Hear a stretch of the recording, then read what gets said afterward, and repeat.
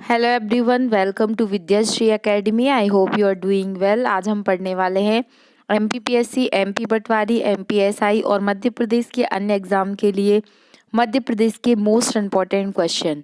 चलिए स्टार्ट करते हैं। फर्स्ट क्वेश्चन है, मध्य प्रदेश के किस नगर में मध्य प्रदेश का उच्च न्यायालय स्थित है? मतलब जो एमपी का हाई कोर्ट है वो कहाँ पर स्थित है? तो आपको पता होगा ये मध्य प्रदेश के जबलपुर शहर में स्थित है। याद रखिएगा, जबलपुर को संस्कार धानी के नाम से जाना जाता है।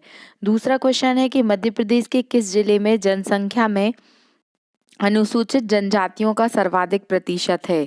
तो वो कहाँ पर है? आपका आंसर है झाबुआ। याद रखिएगा, यहाँ पर जनजातियों की बात की जा रही है तो एसटी की बात की गई है, ना कि एससी की। एससी जनसंख्या कहाँ पर है सबसे अधिक, ये आपको कमेंट बॉक्स में लिखकर बताना है। फिर अगला क्वेश्चन है, मध्य प्रदेश का एकमात्र यूनानी चिकित्सा महाविद्यालय कहाँ पर स्थित है? तो आई होप आपने आंसर सोच लिया होगा। आंसर है बुरहानपुर। याद रखिएगा, बुरहानपुर में एकमात्र यूनानी चिकित्सा महाविद्यालय है। अब यहाँ पर चिकित्सा की बात आई है तो आपको आयुष के बारे में पता होना चाहिए। आयुष क्या है? ए फॉर आयुर्वेद, वाई से योगा, यू से योग, यू से यूनानी, एस से सिद्धा और एच से क्या है? होम्योपैथी। एक बार फिर से देखते हैं। ए से होता है आयुर्वेद, योगा, यूनानी, सिद्धा और होम्योपैथी। जो आयुष मंत्रालय है इसका गठन कब किया गया था? ये आपको बताना है कि आयुष मंत्रालय का गठन कब किया गया था। अभी इसमें अलग अलग मुख्यालय भी बनाए गए हैं, जैसे आयुर्वेद वाला दिल्ली में बनाया गया है। तो ये क्वेश्चन इंपॉर्टेंट है, इसको याद रखिएगा। फिर बुरहानपुर और अधिक क्यों चर्चा में रहा था? क्योंकि बुरहानपुर मध्य प्रदेश का पहला ऐसा जिला है जिसने 100% हर घर नल से जल का टारगेट कंप्लीट किया है। याद रखिएगा, हर घर नल से जल में टॉप करने वाला, 100% कनेक्शन प्रोवाइड कराने वाला जिला बना है बुरहानपुर। और आपसे पूछा जा सकता है गोवा के बारे में कि जो गोवा है वो पहला ऐसा स्टेट बना है जिसने हर घर नल से जल का टारगेट कंप्लीट किया है। कुछ और टारगेटिंग ईयर आपसे पूछ सकते हैं, जैसे 2025 तक टीबी को भारत से मुक्त करने का, टीबी हारेगा देश जीतेगा, ऐसा प्रोग्राम रखा है भारत सरकार ने। याद रखिएगा। और मलेरिया को ख़त्म करने का टारगेट कब तक रखा है? 2030 तक रखा है। तो ये अगर आप डेली करेंट अफेयर की क्लासेस देख रहे हैं तो आपको ये सब याद हो गया होगा। टीबी किससे होता है, टीबी डे कब मनाते हैं, ये सब मैंने आपको पढ़ा है। इंपॉर्टेंट डेज में इंपॉर्टेंट डिसीज़ कौन कौन सी होती हैं। जो एड्स से रिलेटेड क्वेश्चन है, एड्स क्या होता है? एक्वायर्ड इम्यूनो डेफिशिएंसी सिंड्रोम, ये कब होता है? 1 दिसंबर को मनाया जाता है। तो इस तरीके से आपको एक ऐसे अप्रोच में पढ़ाई करनी है कि यदि आप एक क्वेश्चन पढ़ रहे हैं तो उससे रिलेटेड जितने भी स्टैटिक फैक्ट हैं वो कवर होने चाहिए।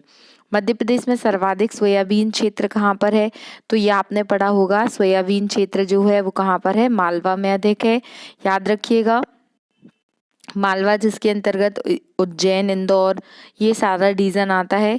तो आपको पता होगा कि जो 28% लगभग जो एरिया है, जो मालवा का जो रीजन है वो सबसे अधिक कवर करता है। तो जो सोयाबीन की खेती होती है मध्य प्रदेश में इसी क्षेत्र में अधिक होती है।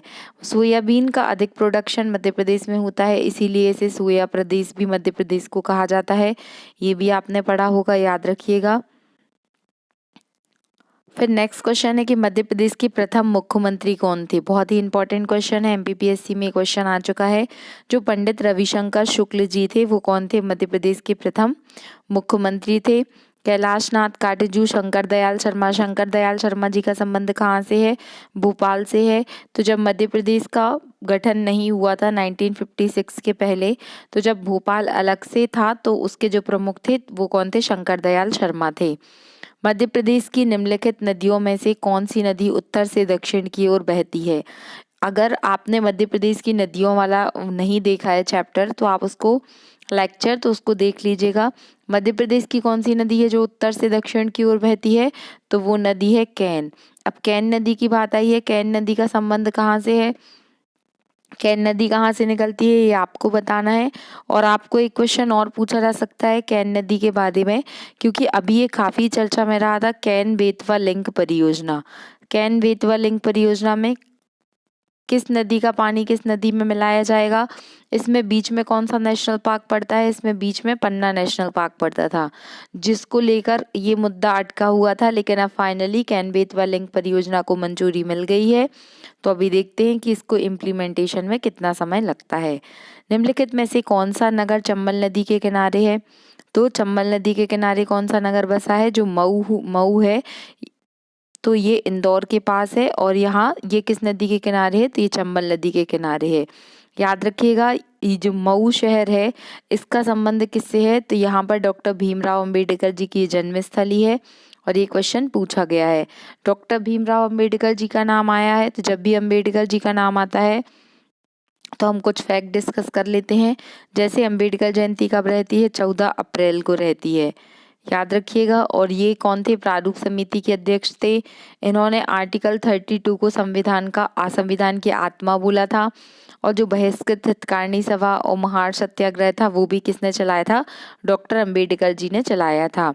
मध्य प्रदेश में लौह अयस्क उत्पादित करने के लिए निम्नलिखित में से कौन सा जिला फेमस है। तो लोहे का प्रोडक्शन अधिक कहाँ पर होता है, बालाघाट में होता है, याद रखिएगा।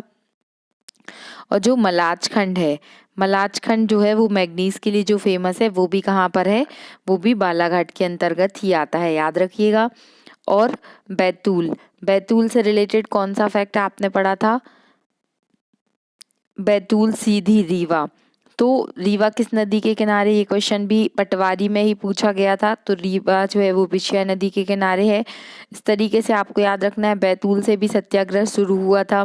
सीधी सिंगरौली जो है, यहाँ पर क्या होता है, यहाँ पर कोयले का प्रोडक्शन अधिक होता है। मध्य प्रदेश में जनसंख्या की दृष्टि से सबसे बड़ा नगर कौन सा है।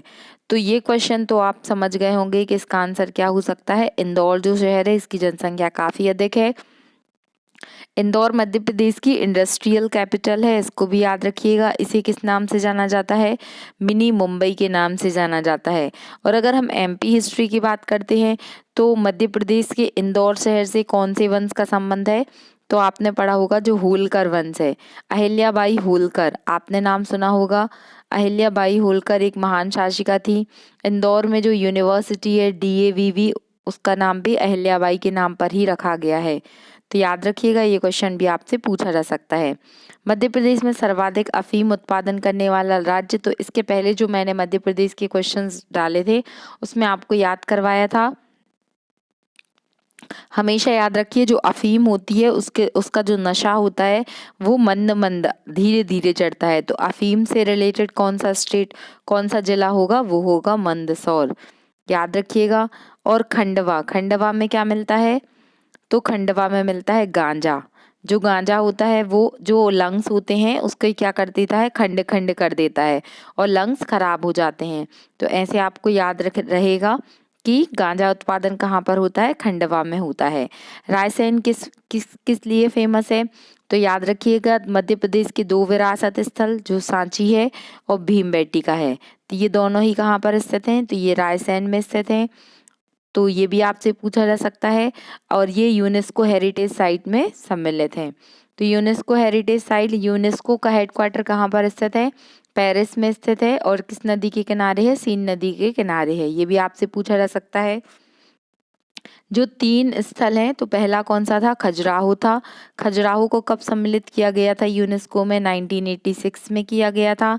सेकंड है सांची, सांची को किया गया था कब, 1989 में। और थर्ड है भीमबेटका, भीमबेटका को किया गया था 2003 में। तो ये क्या है, मध्य प्रदेश के यूनेस्को हेरिटेज साइट हैं।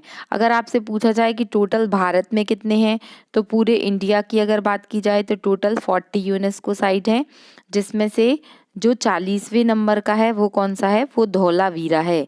तो आपको इंटरव्यू में पूछा जा सकता है, ये काफ़ी चर्चा में रहा था। या फिर आपसे पूछ सकते हैं कि प्रीलिम्स में या मेंस में भी ये पूछा जा सकता है।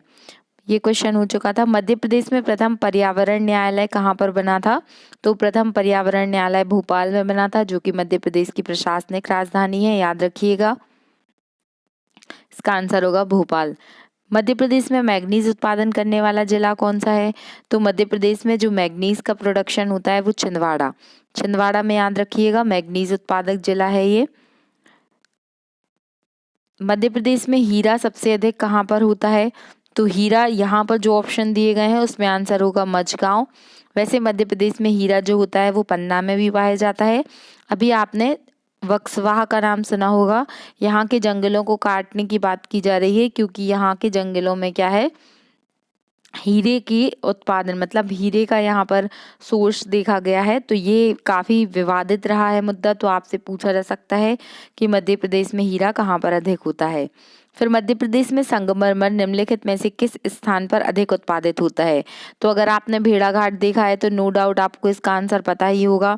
भेड़ाघाट में आपने देखा होगा किस तरीके से संगमरमर का अधिकता है और ये काफ़ी फेमस है सफ़ेद मार्बल के लिए। तो आंसर होगा जबलपुर। मध्य प्रदेश में उर्मिल परियोजना निम्नलिखित में से किस राज्य के सहयोग से बनी है? तो ये यूपी और एमपी, मध्य प्रदेश और उत्तर प्रदेश के बीच की परियोजना है, दोनों के साथ की परियोजना है उर्मिल परियोजना। उर्मिला नहीं है, ये उर्मिल है, याद रखिएगा इसको। तो ये कुछ मध्य प्रदेश के इम्पोर्टेंट क्वेश्चन थे। आई होप आपको ये वीडियो पसंद आया होगा। अगर आपको ये लेक्चर लग रहा है कि आपके ये काम का है तो please like share and subscribe. Thank you. जय हिंद, जय भारत।